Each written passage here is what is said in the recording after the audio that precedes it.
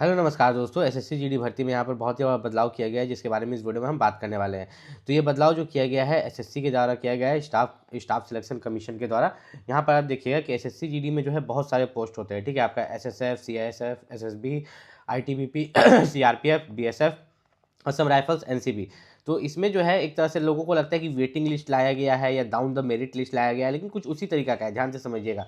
इसमें sliding mechanism डाला गया है, फिक्स एंड फ्लोट सिस्टम डाला गया है, और 10 दिन के अंदर बच्चा अगर रिपोर्ट नहीं करता है, ठीक है, डीवी के लिए, ठीक है, मतलब ज्वाइनिंग के लिए, ठीक है, ज्वाइनिंग के लिए अगर 10 दिन के अंदर बच्चा रिपोर्ट नहीं करता है तो उसको जो है यहाँ पर उसके जगह दूसरे बच्चे को ले लिया जाता है। अब मैं आपको समझाता हूँ ये फिक्स एंड फ्लोट सिस्टम क्या है।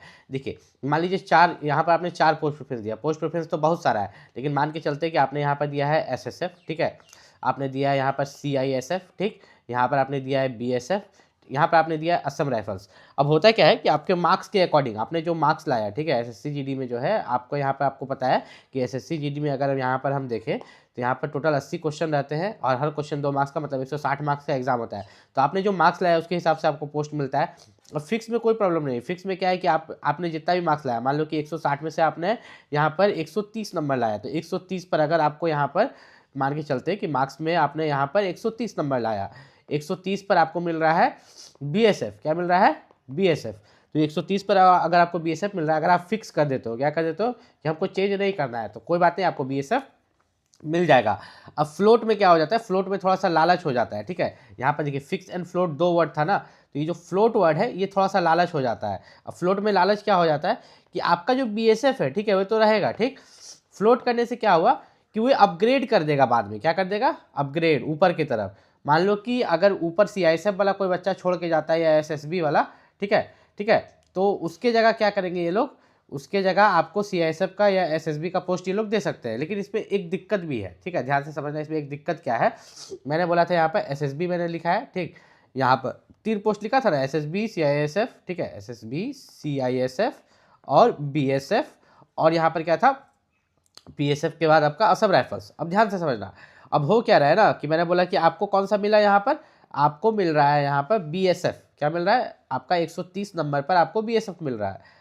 अगर आप फिक्स रखते हो तो कोई दिक्कत नहीं, लेकिन अगर आप फ्लोट करते हो, ठीक है, फ्लोट चूज करते हो, ठीक है, तो उसमें आपको ऊपर की तरफ ये करता है, ये आपका रिजल्ट निकलने के बाद होता है। फिक्स एंड फ्लोट आपको चूज करने का ऑप्शन देगा।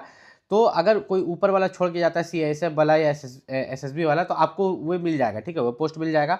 अब इस केस में क्या होगा कि अगर आपका पोस्ट अपग्रेड हो गया, ठीक है, आपको मिला था बीएसएफ लेकिन बाद में अपग्रेड होकर वो हो गया एसएसबी या सीआईएसएफ हो गया, तो अगर आप एसएसबी या सीआईएसएफ में ज्वाइन नहीं करते हैं तो आपका ये बीएसएफ वाला भी जो सिलेक्शन है ये चला जाएगा, ठीक है, फ्लोट सिस्टम में। किसमें? फ्लोट सिस्टम में, ठीक है।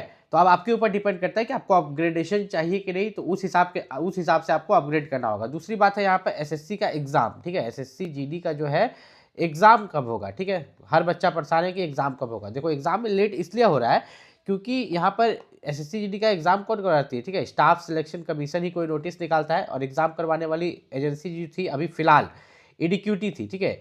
ये जो ईडीक्यूटी थी घपला बहुत करती थी, इसमें बहुत सारा दिक्कत होता था, कंप्यूटर ठीक नहीं रहता था, एग्जाम सेंटर जहाँ तहाँ दे देता था, तो इसलिए इसको हटाया जा रहा है, ठीक है, ईडीक्यूटी को हटाया जा रहा है। अब इसके जगह न्यू एजेंसी लाया जाएगा। अब न्यू एजेंसी तो कोई भी आ सकता है, लेकिन ज़्यादा चांसेस क्या है कि आपका टीसीएस ही आएगा। जो पहले एग्जाम कराता था ना एसएससी जीडी का टीसीएस, वही आएगा।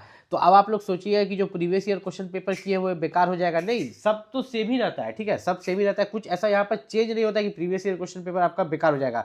आपको अपना प्रीवियस ईयर क्वेश्चन पेपर से तैयारी करते रहना है। थोड़ा बड़ा पैटर्न चेंज होगा, उससे आपको वहाँ पर दिक्कत नहीं लेना है। और यहाँ पर अगर हम बात करें एसएससी जीडी के बारे में, एग्जाम के बारे में, तो अगर यहाँ पर सच में चेंज हो रहा है, नया वेंडर आ रहा है, तो आपका एग्जाम में अभी फिर से यहाँ पर कम से कम 2 मंथ का समय लग जाएगा। कितना मंथ का? 2 मंथ का समय। अगर एसएससी जीडी का एग्जाम ईडीक्यूटी ही कराती है तब तो तुरंत हो जाएगा, ठीक है, 10-15 दिन में। लेकिन अगर वेंडर चेंज होगा तो 2 महीना का समय आपको लगेगा। तो उस हिसाब से आप यहाँ पर तैयारी कर सकते हैं। आपकी क्या राय है नीचे? एसएससी जीडी एग्जाम की अगर बात करें तो आपका जो एसएससी जीडी का एग्जाम है, यहाँ पर एसएससी का जो एग्जाम पहले लेती थी ईडीक्यूटी, अब वो चाह रहा है कि वेंडर चेंज करे। इस चक्कर में बच्चों का एसएससी जीडी का एग्जाम खिंचा खिंचा के दूर जाते जा रहा है। तो आप इन सब से बिल्कुल मतलब नहीं रखिए। जिस दिन एग्जाम एसएससी जीडी का अनाउंस होगा उस दिन वहाँ पर नोटिस, फिर से एक नया नोटिस आ जाएगा, आपको एग्जाम सिटी देखने को मिलेगा, सब कुछ होगा, ठीक। आपको फिलहाल क्या करना है, आप एसएससी जीडी के लिए रोज एक मॉक टेस्ट जरूर दीजिए। ये आपको एग्जाम वाले दिन बहुत फायदा करेगा।